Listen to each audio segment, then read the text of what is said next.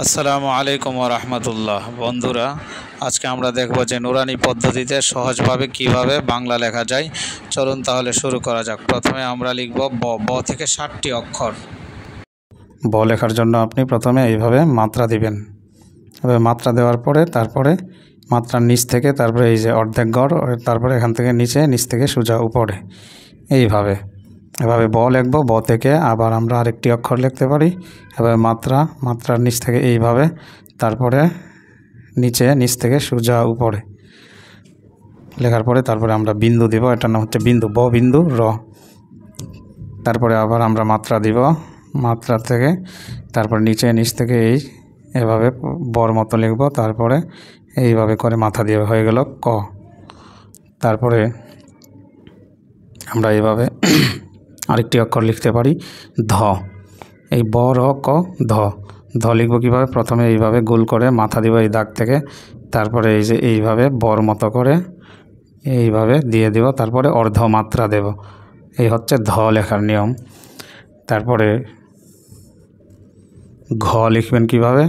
আপনি ঘ লিখতে পারেন এভাবে, এই যে এভাবে মাত্রা দিব, মাত্রা থেকে তারপরে এইভাবে, তারপরে বাকি অংশটা বর মতো করে।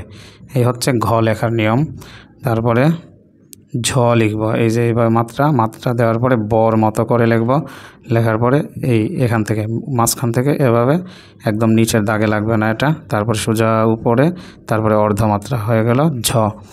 তারপরে আমরা রি লিখব। রি লেখার জন্য এইভাবে দিয়ে বাকি এতটুকু দেওয়ার পরে এই যে এইভাবে গোল করে উপর থেকে এভাবে একটু নিচে, তারপর বাকি পুরোটা অংশই বর মতো করে লিখব। তারপরে এই অংশটা ঝড় মতো করে দিয়ে দিব, অর্ধমাত্রা লিখব। হয়ে গেল আমাদের রি লেখা। তাহলে একটি অক্ষর থেকে আপনি 7টি অক্ষরকে সুন্দর করতে পারতেছেন, ব র ক ধ ঘ ঝ রি।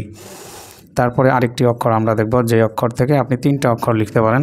একটা হচ্ছে প্রথমে মাত্রা, তারপরে এই যে এইভাবে গোল করে নিচের দাগে লাগিয়ে এই হয়ে গেল ত। তারপরে এই ত থেকে আবার আরেকটি, এই যে এইভাবে মাত্রা দিব, আবার একটা ছোটো করে, একটু ছোটো, এই ত থেকে একটু ছোটো করে যেন দাগে না লাগে, এই যে এদিকে। তারপরে এই যে এই অংশ থেকে আমরা নিচের দিকে দিব, নিচ থেকে সোজা উপরে দিব। হয়ে গেল আমাদের স্বর অ। তারপর এই স্বর অ আবার তর মতো করে মাত্রা দিয়ে, তারপরে এই যে এইভাবে নিচের দাগে না লাগিয়ে, তারপরে এই স্বর অর মতো করে লিখে, তারপরে এটা এখান থেকে এইভাবে দিয়ে উপর থেকে এভাবে টান দিব। হয়ে গেল আমাদের স্বর আ। তারপরে আরেকটি কাছাকাছি 5টি বর্ণ আমরা দেখাই, যেমন মূর্ধন্য। এভাবে আপনি ঘরের মাঝখান থেকে এবার গোল করে মাথা দিয়ে, তারপরে এইটাকে এইভাবে উল্টা তর মতো করে এভাবে দিয়ে উপর থেকে সোজা নিচের দিকে, তারপরে অর্ধমাত্রা হয়ে গেল মূর্ধন্য। তারপরে এটার মতো করে শেপটা এটার মতো করে হবে, এই যে এইভাবে এই অংশটা, তারপরে পুরোটাই এই শেপটার মতো করে, তারপর উপর থেকে সোজা নিচের দিকে এটা আমরা ভরাট করে দেব। হয়ে গেল তালব্য স লেখা। তারপরে আমরা ল লিখব, এটার শেপে, এই মূর্ধন্য শেপের মতো করে। প্রথমে মাত্রাযুক্ত বর্ণে অবশ্যই প্রথমে মাত্রা দিতে হবে। তাহলে আমরা এই যে এভাবে দিয়ে গোল করে, তারপরে এই মূর্ধন্যর মতো করে এতটুকু অংশ, তারপরে এটা, তারপরে উপর থেকে সোজা নিচের দিকে এটাকে লাগিয়ে দিব। হয়ে গেল ল লেখা। তারপরে দন্তন্য কাছাকাছি শেপের, এজন্য আমরা করব কি, এইভাবে দিয়ে মাত্রা দিব, তারপরে মাঝখান থেকে এইভাবে নিচের দিকে, নিচ থেকে সোজা উপরের দিকে এভাবে লিখতে হবে।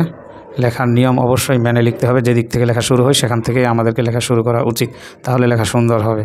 তারপর প্রথমে আমরা মাত্রা দেব, তারপরে এখান থেকে এইভাবে দিয়ে পুরোটাই দন্তন্যর মতো করে এইভাবে, তারপরে ভেতর ভরাট করে দিব। হয়ে গেল ম। তারপর আমরা আরও 5টি অক্ষর দেখব, যেগুলো প্রায় কাছাকাছি শেপের, যেমন ড। আমরা দেখি এইভাবে এভাবে দিয়ে সোজা, তারপরে উপরের দিকে, তারপরে নিচের দিকে নামিয়ে দাগে লাগিয়ে এই হয়ে গেল ড লেখা। ড থেকে আমরা আরও একটি অক্ষর লিখতে পারি, সেটা হচ্ছে ড বিন্দু র। এই যে ড বিন্দু র।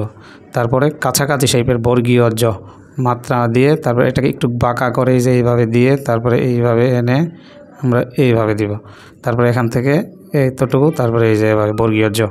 তারপরে হ্রস্ব উ দীর্ঘ লিখবো, এই যে একই শেপের ডর মতো করে এবার মাত্রা দিয়ে ডর মতো করে আমরা একটা মনে করেন ডই লিখলাম, এই তারপরে এটা এখান থেকে এইভাবে, তারপরে হয়ে গেল আমাদের হ্রস্ব উ লেখা। তারপরে দীর্ঘ উ লিখব, প্রায় একই শেপের এভাবে ড লিখে এটার একটু সরিয়ে দেব যাতে এই দীর্ঘ উর এই অংশটা দেওয়া যায়। তারপরে এখান থেকে এইভাবে হয়ে গেল আমাদের দীর্ঘ উ লেখা।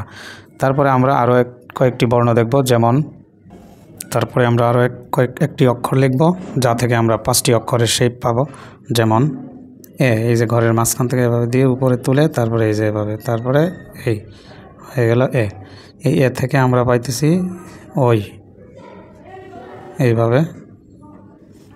তারপরে আমরা আবার লিখব, ঘরের মাঝখান থেকে গোল করে দিয়ে উপরে, উপর থেকে নিচে, নিচ থেকে এইভাবে ঢেউ, এই তারপরে এটার পিঠে এইভাবে একটা অংশ দিয়ে দেবো, হয়ে গেল ইয়। এটার নাম মূলত ইয়। তারপরে আমরা এই যে অংশটা এতটুকু এটার শেপের মতো করে আমরা এখানে পাইতেছি, এবার গোল মাথা করে উপরে দাগে লাগিয়ে তারপরে এভাবে দিয়ে এই আমাদের হয়ে গেল উ থেকে আবার আমরা লিখতে পারি একটা উ লিখে এখান থেকে এভাবে দিব, হয়ে গেল অ। তারপরে আমরা আরও কয়েকটি অক্ষর লিখব, তার মধ্যে প্রথমে যে অক্ষরটি লিখব সেটা হচ্ছে ঢ। ঢ থেকে আমরা প্রায় 6টি অক্ষর লিখতে পারবো, কাছাকাছি শেপের, হুবহু না হলেও কাছাকাছি শেপ এগুলার লেখার। তাহলে প্রথমে ঢ, এই যে এভাবে ঢ, কারণ মাত্রা দেওয়ার পরে এখান থেকে শুরু করতে হবে। অনেকে উল্টা লিখেন, আগে পরে মাত্রা দেন, আগে মাত্রা দিতে হবে। তারপরে এই যে ঢ থেকে আমরা লিখতে পারি ঢ বিন্দু র, এই যে নিচে বিন্দু দিব, শূন্য না বিন্দু, ঢ বিন্দু র। তারপরে এটা থেকে আবার আরেকটা অক্ষর আমরা পাচ্ছি, সেটা হচ্ছে এভাবে ঢ লেখার পরে উপরে এই অংশটা দেওয়া হয়ে গেল ট। তারপরে প্রায় কাছাকাছি শেপের, কাছাকাছি না হলেও যেমন এটার উল্টা শেপের মতো করে যেমন মাত্রা দিলাম, মাত্রা দেওয়ার পরে এই যে এবার সোজা, তারপরে এটা এই যে হালকা একটু বাঁকা করে উপরের দিকে, তারপরে বাঁকা করে নিচের দিকে দাগ পর্যন্ত হয়ে গেল দ। তারপরে আমরা কাছাকাছি শেপের এই যে এই কাজ এমন শেপের, যেমন একটা এবার মাত্রা দেওয়ার পরে উপর থেকে নিচে, নিচের দাগ থেকে তারপরে এভাবে নিয়ে এই যে এটা কিন্তু ঢর শেপের মতো কিছুটা, এই যে এতটুকু পর্যন্ত, এই জন্য কাছাকাছি শেপের বলা হয়েছে চ। তারপরে আমরা একটু ছোট করে একটা চ লিখব, তারপরে এই যে এখান থেকে এইভাবে দিয়ে তারপরে এটাকে এইভাবে দিয়ে দিব, হয়ে গেল ছ লেখা।